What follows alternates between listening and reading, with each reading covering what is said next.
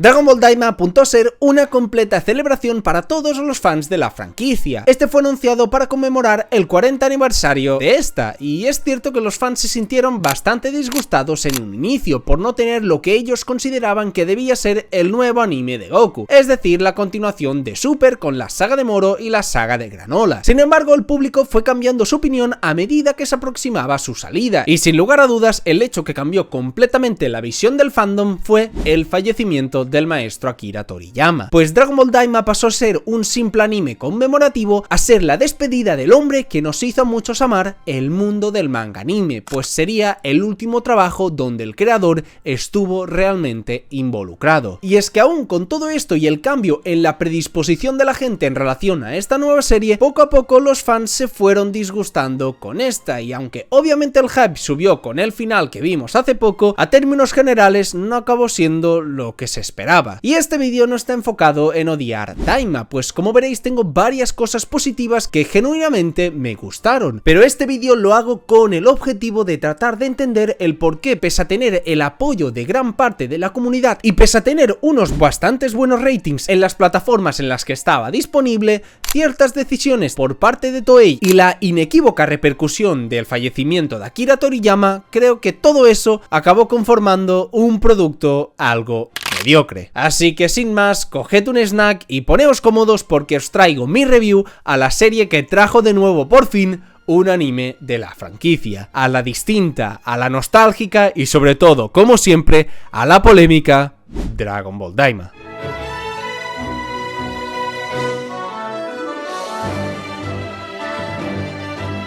¿Qué es Dragon Ball Daima? La pregunta puede parecer estúpida, porque de hecho lo es, pero trato de hacértela a ti personalmente que me estás viendo ahora. Para ti, Dragon Ball Daima es el último trabajo de Akira Toriyama, ¿es el regreso por fin de un anime de Dragon Ball? ¿O es simplemente una conmemoración a toda la franquicia o un Dragon Ball GT 2.0? Y así podría seguir y seguir. Hay muchas preguntas que nos podemos hacer sobre qué es Daima para nosotros mismos. Es más, yo pasé por varias de estas fases y en cada una de ellas sentía que Daima era una incertidumbre. Es decir, Dragon Ball Super estaba claro que sería la continuación de Dragon Ball Z y que íbamos a continuar con una historia así. Estaba claro cuál era su objetivo, pero con Daima esto no ocurre, ya sea por el poco marketing que le hicieron, por los casi nulos leaks de esta, cosa que agradezco por supuesto, o por otros factores que hablaremos. La serie hasta el día de su salida no me importó para nada, no tenía hype y al final el día de su desenlace pues tampoco me importó mucho. Durante el gran transcurso de sus capítulos, en la gran mayoría no me acabó de importar la serie, nunca acabé de sentirla como algo importante que esperara semana a semana. Y eso os aseguro que es afirmar algo gigante desde mi posición, pues era la primera vez que me veía una serie de Dragon Ball semana a semana. Ni Z, ni GT porque estaba chiquito, y Super porque me traumó cierto episodio al inicio, ninguna de ellas la vi semanalmente. Pero a finales de la emisión de la serie salió una entrevista muy interesante de Akio Yoku, uno de los mayores productores de Dragon Ball y de las personas más cercanas a Akira Toriyama, donde revela las intenciones de la serie en su proceso creativo, desvelando que justamente Daima no apelaba al público nostálgico de la serie original por el 40 aniversario, como podía parecer en un inicio, sino más bien apelaba al público infantil que vio en su día Dragon Ball GT y que ahora ya habían crecido, tenían inclusive hijos y podían ver en familia una serie como Dragon Ball Daima. Esta es una idea con la que no estoy para nada de acuerdo, pero que luego ya hablando de GT en general abordaremos más concretamente. Lo importante es que pese a yo ser un gran amante de Dragon Ball GT, no sentí que la serie se le pareciese, quitando las cosas obvias como que se hicieron pequeños y la fase 4 de Goku. La serie, el propio núcleo como tal, no me pareció igual que GT. Y eso es muy revelador, porque cómo no me iba a importar Daima en gran parte de toda su serialización, si justamente la serie estaba hecho para los fans de GT como yo.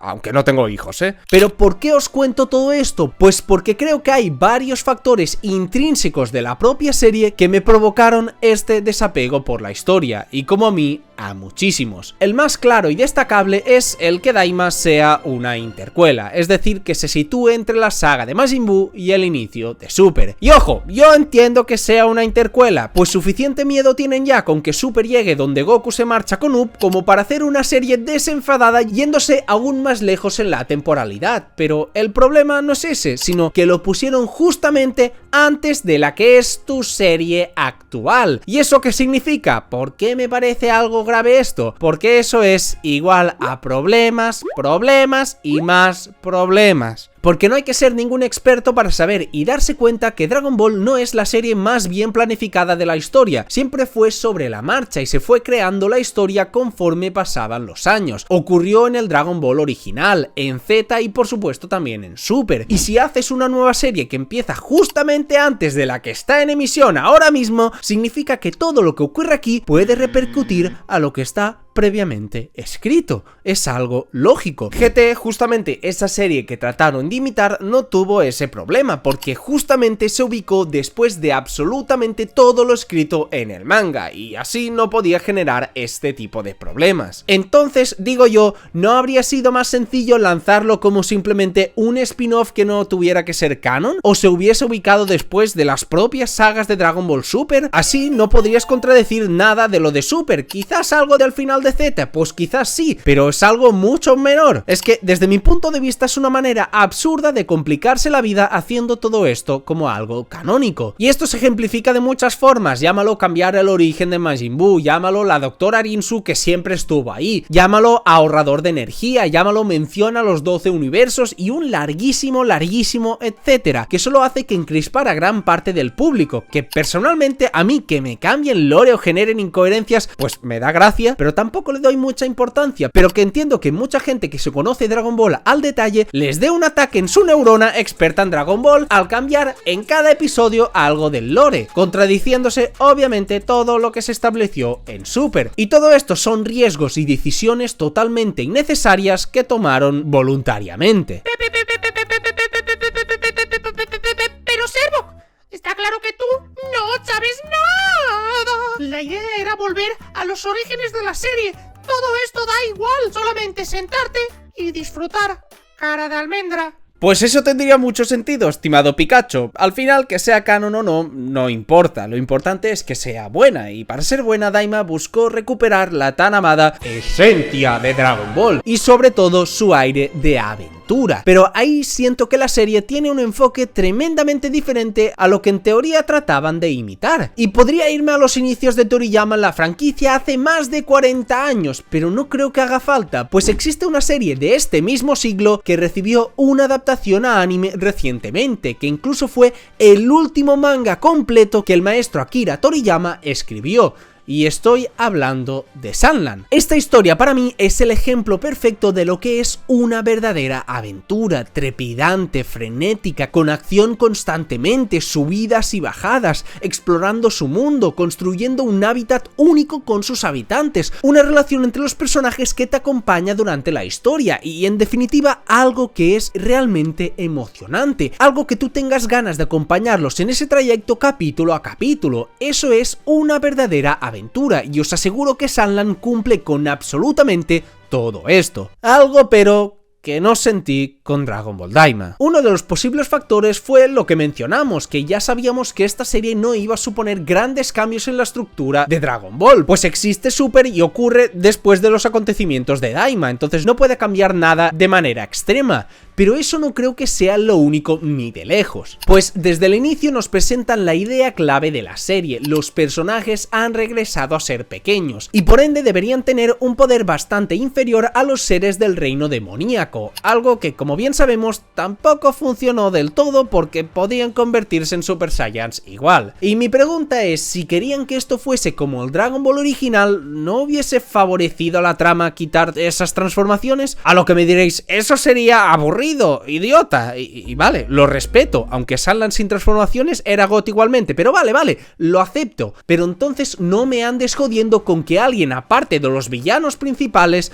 les pueden hacer frente. Con esto me refiero al infame capítulo de la batalla de los guerreros Z contra el ejército de Goma, la cosa más absurda que han visto mis ojos, que sinceramente me pareció una total pérdida de mi tiempo viendo que 4 guerreros con pistolas estaban poniendo en apuros a tipos con la fase 3 en la mochila, un intento de crear tensión de forma barata. Incluso nos alabaron que llegó el padre de Pansy y su banda como si nos importara algo esta gente que no veíamos desde el capítulo 3, y son los grandes salvadores cuando Goku y Vegeta pueden sacar la fase 3. Uf, sí, gracias, cabeza aceituna. Y es que en el siguiente capítulo tampoco respetan eso, pues contra las fuerzas Ginyu legendarias esas vemos a Vegeta papeándoselos épicamente, e incluso chuleando cuando ellas eran los guerreros de élite, que con las mismas armas que los otros soldados idiotas no pudieron hacer nada contra Goku y los demás. Algo completamente absurdo. Y reitero, es algo que ocurrió en demasiadas, pero demasiadas ocasiones en Daima, con los gigantes esos de relleno, con el Kraken, contra bichos random del reino demoníaco, todas situaciones artificiales con criaturas autóctonas de allí que no deberían significar nada para unos personajes que, repito, tienen la fase 3 en la mochila. Es decir, o están nerfeados o están chetados como siempre, pero no puede ser que a cada episodio cambien a conveniencia lo que son, o en su defecto que nos traten de hacer ver a bichos extraños de allí que son la epítome del poder, que no es tanto para que los Power Scalers puedan dormir por las noches, sino para que la historia tenga un mínimo de sentido. Entiendo que habrá personajes que puedan ponerlos en apuros, por supuesto, los Tamagamis, los nuevos Majins, eso está correcto y lo entiendo, personajes nuevos con un motivo explicado en la serie por su poder, pero no cualquiera que se cruce en su camino cuando, eso sí, los guionistas lo crean oportuno, porque en otras veces no. Es esta incertidumbre la que para mí aniquila durante bastantes tramos esa sensación de aventura. Pero claro, no todo es el poder, por supuesto, también es el trayecto, cómo llegamos al sitio que nos hemos propuesto, el camino, la exploración. ¿Qué tal la exploración? Pues la verdad es que fue un somnífero. El gran mundo demoníaco, aquellos reinos que debíamos visitar a través de los capítulos, aprender de su historia, su contexto y cómo se relaciona con la historia que nos intentaban contar. A priori se cumplió todo eso, pero se hizo a través de una trama que no era en su mayoría emocionante, y si una aventura no es emocionante, pues no es una aventura. El más claro ejemplo son gran parte de los capítulos. Hablemos de la primera mitad, los 10 primeros, que van más o menos hasta iniciar el segundo mundo y pelear con la medusa esa extraña. ¿Qué podéis resaltarme de esos capítulos? Reflexionemos qué cosas tuvieron realmente repercusión. ¿Lo increíble que se estaba poniendo la trama? Creo que no. ¿Lo divertido que estaba siendo el trayecto? Creo que tampoco. Las redes estaban resaltando todo el lore de la franquicia y cómo se expandía, que si el modo premium del Shenron, que si el nuevo origen de los Kaijus, que si Rimus como el nuevo dios, que si la creación de Majin Buu por parte de la bruja esa. Todas cosas de lore que ojo, me parecen perfectas. Pero ¿qué hay de lo más importante? ¿Qué hay de Dragon Ball Daima? ¿Qué es lo que me está proponiendo? ¿Hacia dónde va la historia? A prácticamente todo el mundo le daba igual lo que ocurría en los capítulos, porque prácticamente no ocurría nada y todos estaban expectantes del lore que mostraban. Y repito, el lore está bien, me gusta, pero lo que más me gusta es disfrutar de una historia, y sinceramente yo no lo hacía, porque prácticamente no pasaba nada. No explorábamos el mundo demoníaco, no entendíamos al completo cómo funcionaba. Se nos iban soltando datos, por supuesto, pero el lore no conectaba a través de la historia, sino que X personaje nos explica esto porque casualmente pasamos por ahí, pero no hay un esfuerzo para que en cada uno de los mundos del reino demoníaco nos llevemos a algo que nos importe, nos impacte y nos interese de ese lugar. Sé que me explico fatal, por lo que vamos con un ejemplo. One Piece. One Piece es el rey de la construcción de su mundo. No quiero compararlos, por supuesto, pero sí me sirve para explicar mi punto. Este siempre te introduce a los protagonistas en el nuevo ecosistema, la nueva isla, el nuevo mundo a descubrir, y de a poco, a través de los nuevos personajes autóctonos de esa isla en concreto que se introducen a medida que avanza el arco, vas comprendiendo el modus operandi del lugar,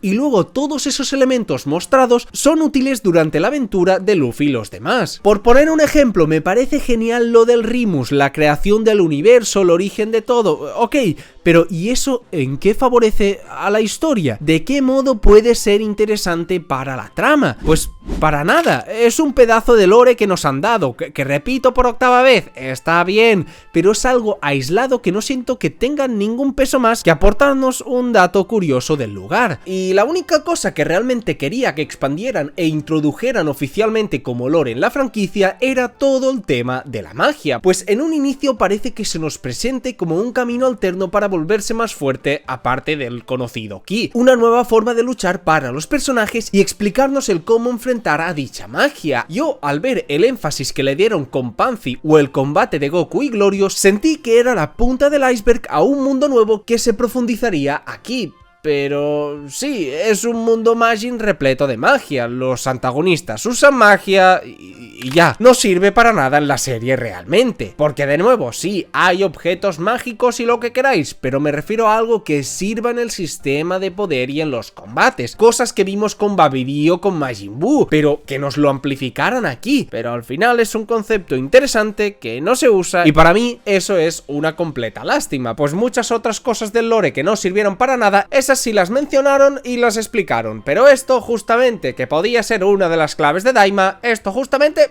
no me apetece. La única vez que siento que el lore tuvo mucha importancia fue con todo el contexto del ojo demoníaco, que sería una de las claves de la historia, y quizás también el origen de los Majins para la creación de los nuevos enemigos Majin Buu y Majin Q. Esas cosas de lore sí que tuvieron un sentido y un propósito en la historia, pero ya la mayoría de las demás pues no la tuvieron. Y lo interesante que habría sido conocer a los habitantes del lugar, poco a poco comprender por qué unas razas eran consideradas del reino inferior y por qué las trataban así, qué manera de vivir tenían ahí, luego pasar al segundo, ver una nueva especie de ahí, también cómo se relacionan con los demás, no sé, es que hay miles de cosas que podrían hacer para que esta aventura se sintiese viva y que el lugar donde están es algo más que simplemente un paisaje distinto, sino que realmente hay un mundo detrás. Pero al final, ¿qué sacamos del primer mundo demoníaco? ¿Que hacen buenas hamburguesas? ¿Que parece un desierto? ¿Que existe una semilla mágica voladora? ¿En serio? ¿No hay nada más interesante que eso? O vayamos al segundo, ¿qué sacamos de ahí? ¿Que hay un Kraken más fuerte que Freezer y Cell?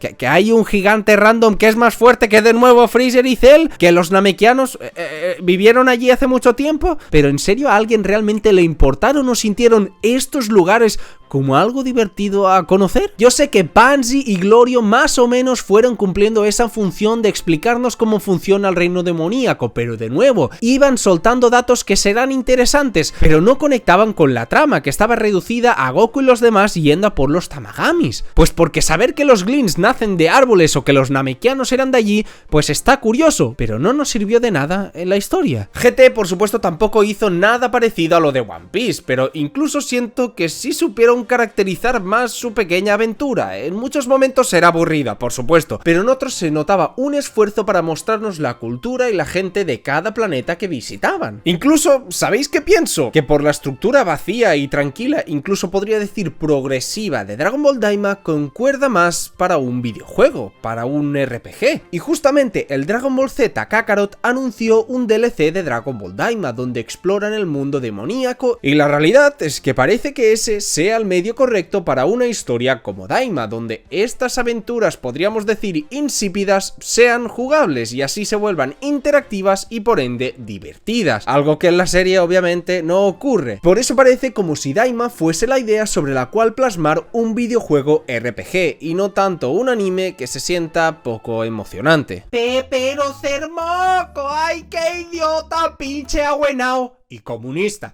La gracia no es entender el mundo demoníaco ni a sus habitantes. Como te dije, simplemente sentarte y disfrutar. Es que no me escuchas. ¡Oh, eres idiota, idiota! Ay, me he cagado encima. Límpiame. Pues la realidad es que estoy de acuerdo con la afirmación. Fuera de los niveles de poder, del lore, de la construcción del mundo, todo el subtexto que queramos meterle a la historia, eso en realidad da igual. Lo importante es que eso, una historia, te entretenga. ¿Y entretiene Dragon Ball Daima? Pues sí. Y también, pues no. Sí, porque es Dragon Ball, nos encantan sus personajes, somos fans de la franquicia y porque sí, la serie, no voy a negar que tiene grandes momentos, pero no porque esos grandes momentos son a cuentagotas, al menos para mí, siendo casos esporádicos durante los 20 capítulos donde acabara uno de ellos y dijera, ¡fua! Capitulazo, 10 de 10. Y con todo esto me estoy refiriendo a que el ritmo de Dragon Ball Daima es un absoluto caos. Os contaré mi impresión a grandes rasgos de lo que pasó en Daima. La serie avanza extremadamente poco durante 8 episodios, que son el viaje de Goku y los demás hasta el primer Tamagami. Luego, por alguna razón del destino, hacemos un sprint gigante en 5 capítulos donde pelean contra los 3 Tamagamis en un periodo súper corto. Vemos los combates contra cada uno de ellos. Todo eso estaba bastante, pues eso, emocionante. Y de repente volvimos a dormirnos acompañarnos durante varios capítulos más hasta la recta final. Y ojo, porque aquí está el mejor tramo de toda la serie. El tramo de episodios donde enfrentan a los Tamagamis está muy bueno. Las peleas son divertidas, bien animadas, nos muestran el nuevo poder de los Majins, el Super Saiyan 3, y luego por supuesto el otro gran tramo de la serie es el conflicto final, que solo faltaría que no estuviese bueno. Si toda la serie se resumiese en estos dos tramos, entonces sería una gran serie, y lo digo completamente en serio. Y no lo digo porque sean peleas únicamente, sino porque, como dije antes, al menos aquí sientes que los personajes se enfrentan a alguien que vale la pena, y ese combate es crucial para la trama, pero enfrentar a una garrapata obviamente no me lo va a parecer. El problema es que entre ver los mejores tramos de la serie tuvimos una introducción extremadamente lenta para llegar al primer Tamagami, luego un subidón y luego otra vez un bajón con episodios como es el del gigante o el de los soldados que realmente no sirven para nada, pues tú quitas esos episodios y es que no te perdiste nada. O inclusive, si volvemos al inicio, si algo me quedó claro del lore del reino demoníaco es que no hay buenos mecánicos, porque lo de las naves en este anime es que me arrancaba las pestañas cada vez que veía humo saliendo de la nave de uno de ellos, porque quizás no os disteis cuenta, pero os voy a hacer un recuento rápido, tranquilos. Nada más llegar al mundo demoníaco, le roban la nave. Tardamos varios capítulos para conseguir una. Nada más conseguirla va y se les estampa la nave. Esta vez la arreglamos. Se enfrentan contra el ejército, le rompen la nave, pero por suerte, ojo, roban una de ellos, para curiosamente al siguiente capítulo el Kraken se las destruya y tengan que ir ahora con la de Bulma y los demás. Y vosotros diréis, ya está, ¿no? Pues no. Cuando están en esta nave en el episodio del gigante se les rompe y tienen que arreglarla durante todo ese capítulo para que al siguiente se les destruya definitivamente. Y yo me pregunto, ¿qué necesidad tan absurda para cambiar de nave cada medio capítulo? Es que nadie se dio cuenta que esto solo hacía que entorpecer el ritmo de la serie. ¿Qué ganamos con esto? Que Pansy es mecánica y entonces hacemos que valga la pena su existencia, en que la aventura es encontrar un transporte. ¿Pero qué es esto? ¿Una estación de buses? Todo esto sin contar, por supuesto, que Bulma y los demás en la Tierra no vinieron antes por, ¿adivináis qué? Problemas con su nave. Y luego llegaron al reino demoníaco y Goku les dice que no caben en su nave, que se busquen la vida. Y al capítulo siguiente, como os dije, el Kraken le rompe la nave y ¡oh, sorpresa! Ahora Goku se traga sus palabras y van juntos todos en una nave. Es que a esto me refiero. ¿Qué cosas más absurdas y sin sentido? ¿Qué propósito tiene todo esto? ¿De qué me estoy perdiendo? ¿Qué necesidad hay de hacer todo esto sino de estirar innecesariamente la serie? Es que he estado reflexionando de este tema muchísimo y yo en serio que cada vez dudo más que Daima fuera a ser una serie de eso, 20 capítulos, a lo sumo de 10, de 12 o si me apuras incluso una película de 2 horas y media. Pero una serie de 20 capítulos, imposible, o al menos imposible que Akira Toriyama, si estaba en plenas facultades, hiciera una serie así. Es que es imposible. Dragon Ball tenía un ritmo increíble, constantemente ocurrían cosas, avanzaba. Toriyama no malgastaba un solo panel en sus historias, usaba todas sus viñetas con un propósito, incluso como dije en Sunland, pero Daima no fue así. Creo que la base de la historia estaba clarísima para Toriyama. Él creó un guión donde llegaban al reino demoníaco, donde Goku y Vegeta iban a enfrentarse contra los Tamagamis. Paralelamente tendríamos a Majin Buu y a Majin Duu, y finalmente el desenlace con los villanos, con Arinsu, con Goma, el conflicto final y todo eso. Pero nada de capítulos intrascendentes o de naves estropeadas, de peleas contra Krakens o de robos de las esferas o gigantes. Es que hay miles de pequeñas subtramas que simplemente no nos llevaron a ningún sitio. Que hablando del maestro Akira y su forma de escribir sus historias, pues la verdad es que hay varios momentos que son puro Toriyama, porque el humor absurdo está bastante presente durante la serie y oye, me hicieron gracia varios momentos. Majin Buu y Majin Duu son un desmadre que me encantan. El chiste de los pechos de Vegeta, el chiste del Namekiano maloliente, el premium del Shenron o incluso el gag del Minotauro, que fue una subtrama toda random del 6º episodio, de la cual me podría quejar también, pero no lo hago porque al menos estuvo divertida, porque nos lo pintaron como si fuese a ser un antagonista de la historia, todopoderoso y fuerte y que pondrían apuros a todos. Si es que incluso salía en el opening, como dándote a entender entender que sería un personaje a tener en cuenta, para luego ver que es tan gigachat como Mr. Satan, que casualmente cada vez que lo enfocan está sudando como loco al ver pelear a Goku en un simple estado base. Hay una clara intención de hacer risa, y ya solamente por eso, pues yo me reí, ¿qué queréis que os diga? Y sí, mi absoluto gag favorito de todo Dragon Ball Daima fue cuando Toriyama decidió volver canon el meme de Vegeta que dice: la Tierra, lo más duro del sistema. Todos vimos la correa que Bulma le lleva a Vegeta. Es que aún lo pienso y me da gracia el speedrun que se pegó Vegeta para dejar de pelear.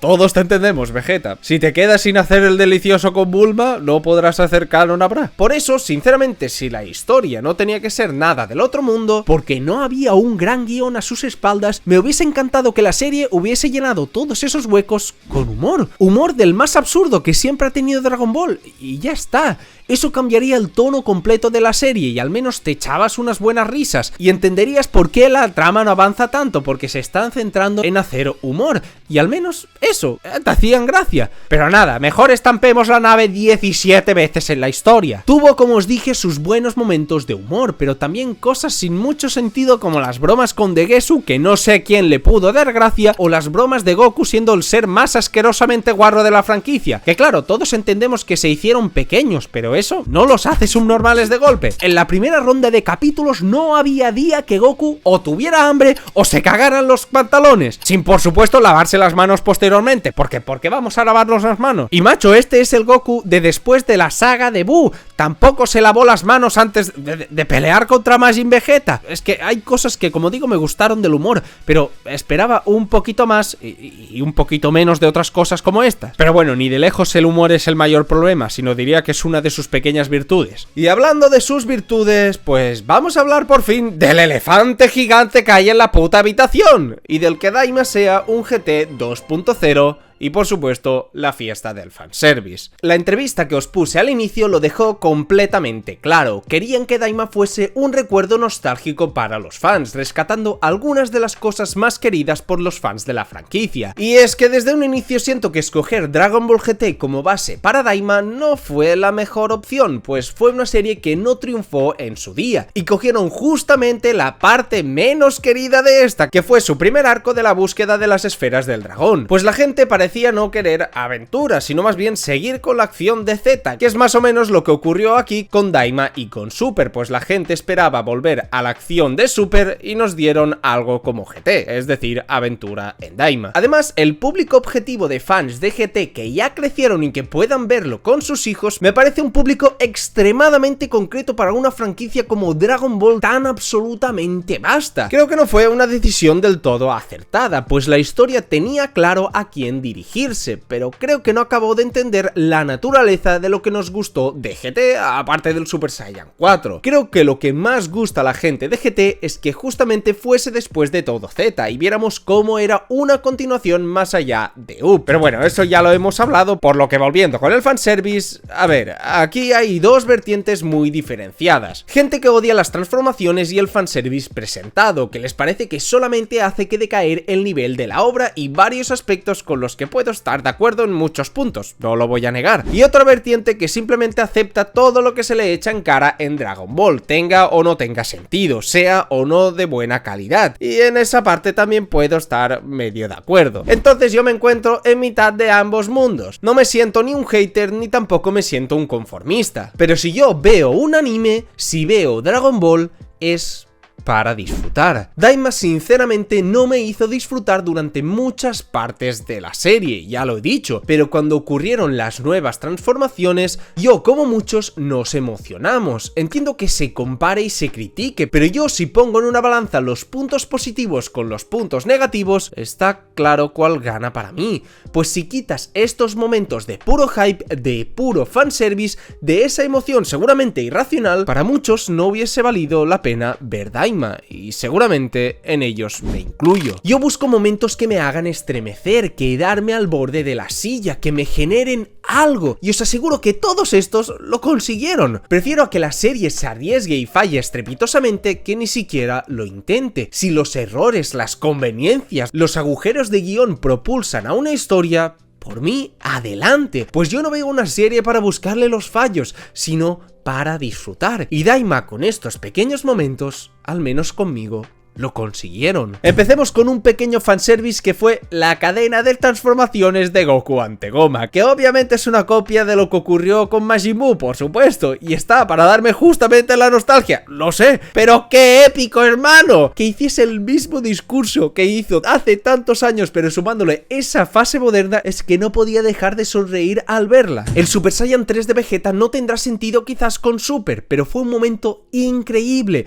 un diseño distinto y novedoso, revalorizando una transformación de hace 30 años, ninguneada históricamente en todas las series y aplicada en un personaje que nunca la mostró, pero el simple hecho de verlo aquí es algo que todo fan soñaba desde hace años, en los cuales por supuesto me incluyo. El Super Saiyan 4 de Goku seguramente tampoco tendrá sentido con Super, su origen está raro con Neva y casi no se nos cuenta nada de ella, pero vaya si grité y disfruté viéndole transformarse. Ese momento dio la vuelta al mundo, cumplió el sueño de ese pequeño servo que se enamoró de la fase 4 hace tantísimos años. Su diseño me parece inferior, no os voy a mentir, no me convence del todo el pelo rojo, que le quiten el cinturón por la cara, ese extraño corte en las manos, pero eso sí, le consiguieron dar un aire distinto al de GT, con esos antebrazos voluptuosos, asemejándose al estilo de Ozaru, moviéndose como realmente un primate y luchando de forma salvaje. Eso estuvo genial, y sí, sé que la escena estuvo bien, pero no se puede comparar con lo buena que fue en GT. También la siento inferior en construcción y en prácticamente todo. Al final es una copia de lo que ocurrió en antaño, pero repito, al menos pasó algo que me hizo disfrutar y apreciar esta serie. Además que más o menos le podemos encontrar sentido al igual que la fase 4 en GT. Si Neva es tan gigachat para forzarle a recuperar la cola, entiendo que pueda alcanzar esa fase, que al final históricamente mezclaba al Ozaru y al Super Saiyan, alcanzando así una nueva forma. Sé obviamente que no está tan bien elaborado, ni hay tantos matices ni tantas explicaciones, pero bueno, incluso así lo veo como algo decente, que se puede hacer mucho mejor, pero algo decente. Y está claro, fue una fiesta de fanservice en sobre todo el tramo final, pero lo agradezco, pues sin ello Daima habría pasado sin pena ni gloria, como una historia desabrida, y al menos yo recordaré Daima como el producto que hizo todas estas cosas que los fans llevábamos pidiendo durante años. Y si hablo de cosas positivas, hablo rápidamente de lo más obvio, y es que el nivel técnico que tuvo Daima fue uno abismal. Estamos posiblemente ante el mejor producto animado de toda la historia de la franquicia, al menos en cuanto a anime no ha habido una serie tan consistente en sus dibujos y animación jamás en toda la historia de Dragon Ball. Al ser un anime de naturaleza corta pudieron darle un nivel brutal en todos los episodios, incluso en aquellos que parecían de relleno, y siento que no puedo más que admirar todo su trabajo. Nakatsuru, el diseñador de personajes, imitó de gran forma el último estilo de Akira Toriyama. Es verdad que no es mi favorito del autor, pues siento que llevó bastante lejos lo de hacer los personajes redonditos, y hay algunos que no me encantan como el Vegeta Chibi, pero es un hecho que la mayoría son muy bonitos y lucen genial durante la serie. Que por si no lo sabéis, este diseñador hizo en su día el diseño de la fase 4 en GT, e incluso también hizo las portadas de los Dragon Ball Z Budokai de la PlayStation 2, y cuando aquí pudo dar rienda suelta a sus dibujos fue totalmente enfermizo. El Goku adulto en sus transformaciones es una absoluta locura, el mejor Goku moderno y me pego con quien haga falta. Lo siento Super Broly, pero este tío tiene que coger las riendas de los diseños, mirad eso, joder. Sumado por supuesto a los flashbacks del primer episodio que son calcos al manga, dejando la puerta abierta a un futuro remake con el estilo del maestro Akira Toriyama y también con el estilo de Katsuyoshi Nakatsuru. Vamos gente, es que si ocurre esto estamos ante la obra del siglo. Y por supuesto este apartado le suma muchísimo a Daima. Si los personajes se hubiesen mantenido adultos en todo Daima como vimos en el final, no puedo ni imaginarme el pic que habríamos visto, pero bueno, igualmente fue de gran nivel. Lo único que sí realmente siento que falló en la producción fue la banda sonora. Aparte del brutal opening y algunos soundtracks que básicamente eran la instrumental de este mismo, las canciones pasaron muy desapercibidas. Una lástima teniendo Dragon Ball una de las bandas sonoras más reconocidas del mundo del manga anime, pero lastimosamente Daima no brilló por eso. Pero bueno, sería la única pequeña manchita en una producción que como digo fue sobresaliente. Y lo mejor sin ningún tipo de duda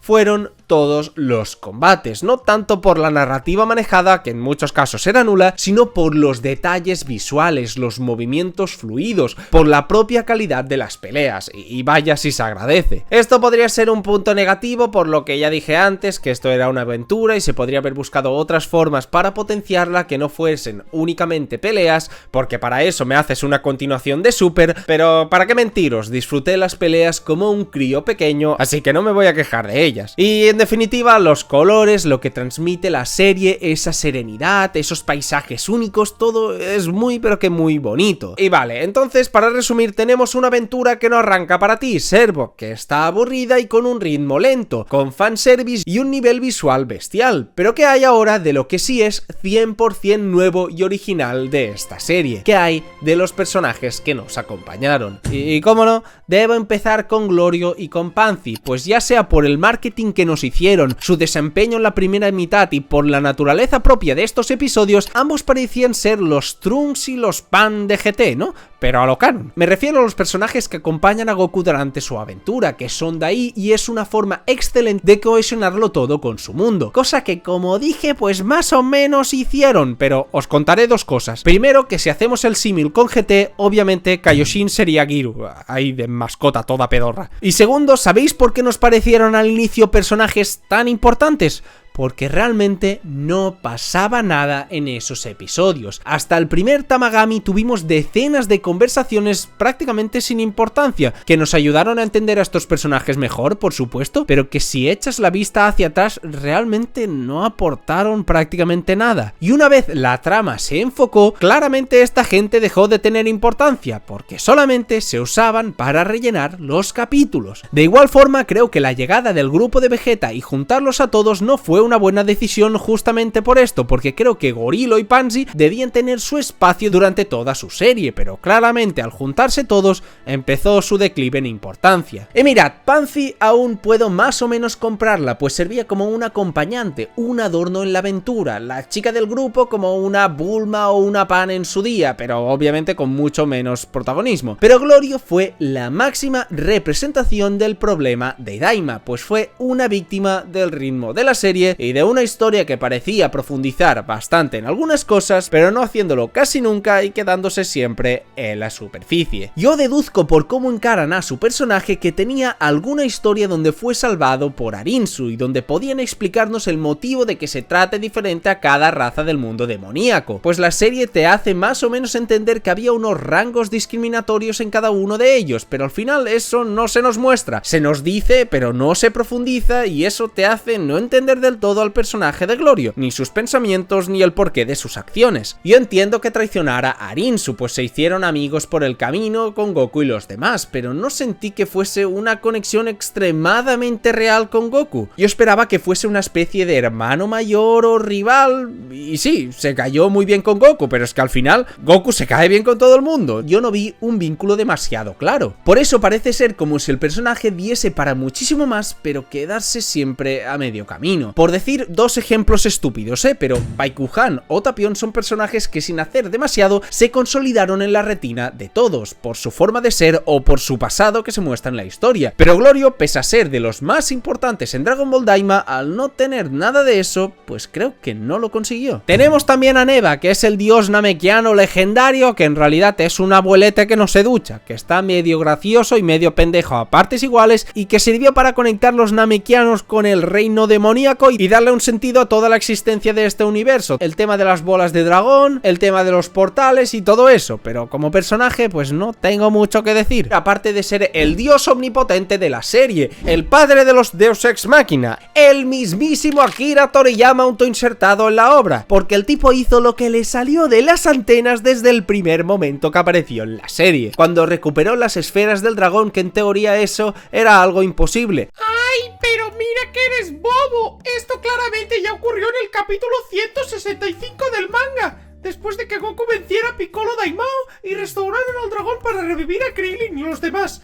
Se nota que eres Un falso fan. Cuando chetó a los Tamagamis por la cara, cuando abrió los portales del mundo demoníaco también por la cara, o cuando le dio la fase 4 a Goku sin absolutamente ningún contexto. Un viejo sabroso maloliente, pero que nos bendijo con algún buen fanservice, y ya solo por eso me recuerda al maestro Akira Toriyama y se lo agradezco. Directamente me voy a los villanos. Degesu es un jodido NPC rotundo que se iba a revelar y no sé qué historias más, pero no hizo nada. Peor incluso que la mascota de su hermano. Luego tenemos a Goma, con el cual tengo sentimientos encontrados, pues este pintaba ser un villano estilo Pilaf, graciosete, divertido, estúpido y que simplemente estaba ahí para eso, para hacer humor. Pero al final él fue el villano definitivo, aniquilador, destruye mundos, y es seguramente el tipo con menos presencia de toda la franquicia. Su diseño grandote es literal Jiren, pero cambiándole la cara a la de este payaso, y uno esperaría que al menos le cambiaran al rostro a uno más serio, porque es que parece de broma pegarle hasta cara de idiota. Pero es que eso no es su culpa, porque es un personaje que no parece ser de los que luchan, así como ocurrió con Pilaf, que nunca peleó. Yo esperaba algún tipo de giro final sobre el villano, pero al final que fuera él fue un tanto decepcionante. Además siento que fue algo desaprovechado en su dinámica, pues en la serie se limitó a estar durante 17 capítulos sentado en su sillón a que vengan a por él. Como digo, no es que lo odie, pero creo que tuvo un rol que no le correspondía, pues se tendría que haber quedado como un simple gag humorístico y ahí le habría sumado bastantes puntos. Arinsu aportó mucho contenido de calidad en ciertas páginas de internet.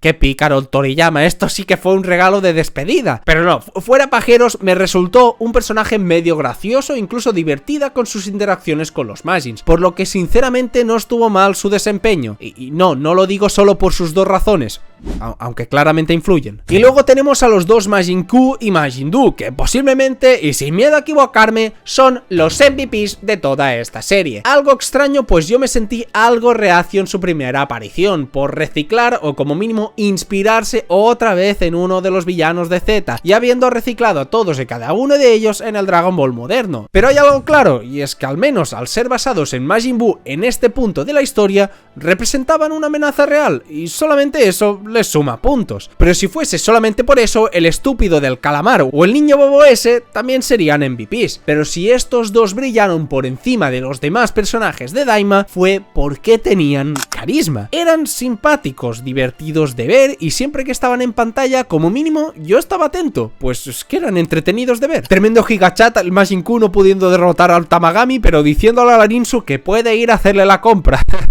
¡Qué grande! O sabiendo calcular el desafío del Tamagami y sin importarle no llevarse la fama. Es que es un tremendo tipazo. Y Majin Buu, pues siendo un Majin Buu pero amarillo y el hermano de Majin Q. Y eso ya lo convierte en God. Además que tuvieron buenos combates contra Goku y Vegeta y los demás, y eso para mí es más que suficiente. Luego sobre otros personajes nuevos tenemos a los Tamagamis, que son casi todos como el mismo personaje. Quizás me hubiese gustado que cada uno fuese diferente, así estilo generales de la Red Ribbon, todos del mismo rango pero cada uno con su personalidad, un diseño distinto, pero bueno, fueron majos y eso ya lo valoro. Tenemos la manada del papá de Panzi, supongo que solo por tratar de hacernos ver que esa entrada es épica ya los odio con toda mi alma, y supongo que también las fuerzas especiales Ginyu 2.0, que tuvieron alguna gracieta recuerdo, pero si no existieran no pasaría nada. El Mr. Popo Diablo con el tercer ojo que soltaba factos a cada rato, personajazo, y supongo que la bruja piruja que hizo Majin Buu, que sinceramente nos la pela completamente a todos. ¿Y qué hay del cast original? Pues empezando como no con Goku, pues se sintió un Goku bastante similar a su etapa de niño, más infantil, distraído, enérgico, una versión moderna de ese Goku, pero con la diferencia de que era un señor de 50 años que en teoría ya ha alcanzado su pic de madurez.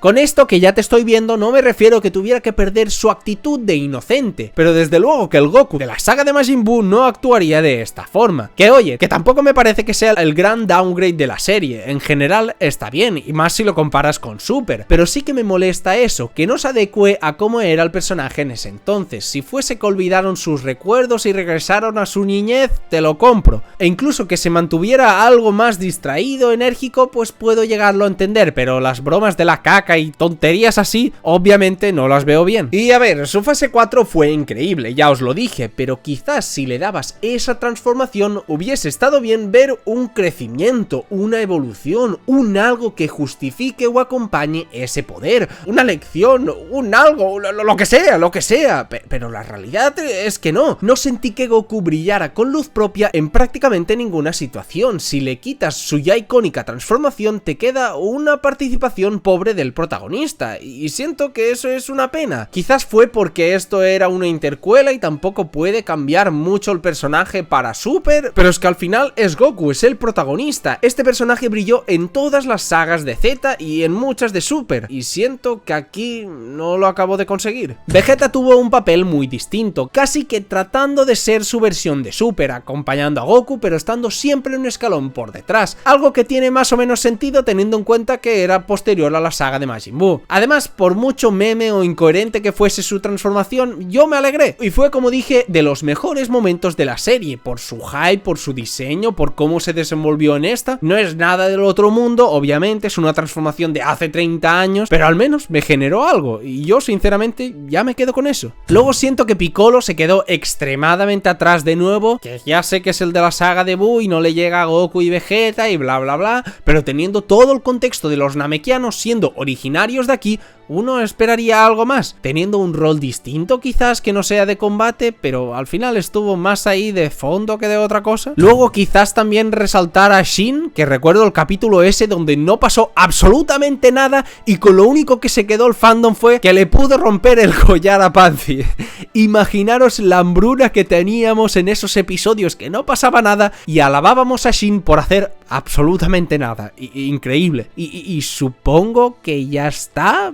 Gohan, creo que no hace falta mencionarlo, Bulma en su línea y poco más. Y para acabar vamos a hablar del final, porque la realidad es que yo estuve esperando muy en el fondo de mí que la conclusión de Dragon Ball Daima me dejara sin palabras, que realmente me rompiese la mente de una forma que no esperaba, un desenlace épico con giros de guión, nuevas revelaciones y un clímax a la altura de una serie de Dragon Ball, algo que me hiciese incluso replantearme mi opinión final de Dragon Ball Daima.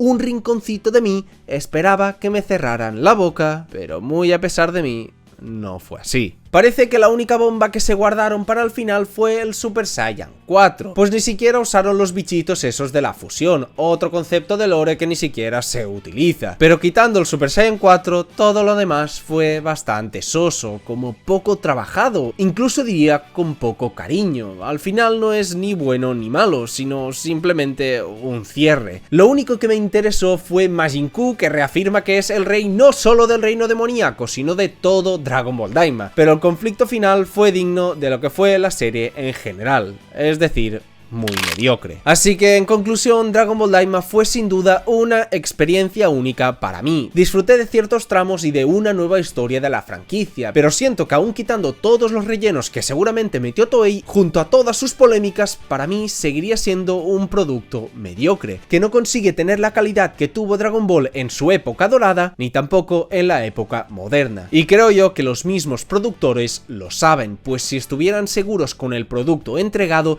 no tendrían ningún tipo de miedo en afirmar o desmentir si la serie es canon o no, pero si no lo hicieron fue porque es más fácil quedarse resguardados detrás de la figura del maestro Akira Toriyama, para así justificar una serie que desde mi punto de vista fue muy conformista, pues la serie pudo dar para muchísimo más, pudiendo aportar una historia rica en cuanto a contenido y quedándose demasiado en la superficie, con una nostalgia y un fanservice muy potentes, pero que desgraciadamente no pudieron soportar por sí solas una serie como esta. Y por supuesto que sea canon o no, tampoco cambiaría prácticamente nada. Si no tuviese el lema de ser lo último de Akira Toriyama, ¿lo habría visto con otros ojos? Pues quizás, pero no creo que nos influyera tanto negativamente, sino que incluso pienso que fue algo positivo. Semana a semana, aunque no me fascinara, quería ver a Dragon Ball, quería ver el último trocito que nos dejó el maestro Akira Toriyama. Y por eso agradezco a Dragon Ball Daima por existir. Fue un viaje muy irregular, pero un viaje al fin y al cabo, y para bien o para mal,